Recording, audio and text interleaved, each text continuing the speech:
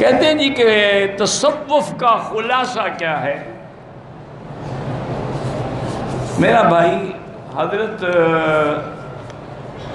سید سلیمان ندوی رحمۃ اللہ علیہ، اللہ ان کی قبر پہ رحمتیں فرمائے، وہ بڑے اعلیٰ تعلیم یافتہ آدمی تھے، جدید و قدیم علم کے ماہر تھے۔ ان کو تصوف سے کچھ اختلاف تھا۔ ایک دن وہ اتفاق سے سہارنپور تشریف لائے اور سوچ کے آئے کہ آج میں حضرت مولانا زکریا رحمۃ اللہ علیہ سے پوچھوں گا کہ یار یہ تصوف کیا چیز ہے، ہمیں تو سمجھاؤ، اس کا مطلب کیا ہے، مقصد کیا ہے، خلاصہ کیا ہے؟ تو کہتے ہیں کہ میں بڑی تیاری کر کے آیا کہ آج حضرت کو میں بڑا تنگ کروں گا۔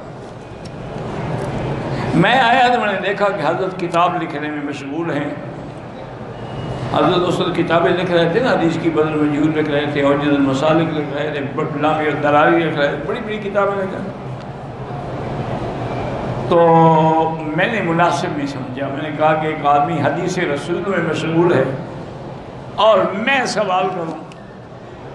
تو آپ نے دیکھا اور فرمایا ندوی مجھے معلوم ہوتا ہے تم کچھ پوچھنے آئے تھے، پوچھ لو پھر۔ انہوں نے کہا حضرت بڑی لمبی بات ہے، آپ کا وقت ضائع ہوگا۔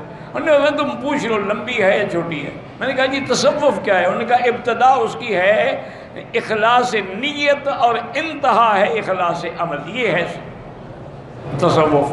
ابتدا کیا ہے؟ انما الاعمال بالنیات، کہ نیت خالص ہو۔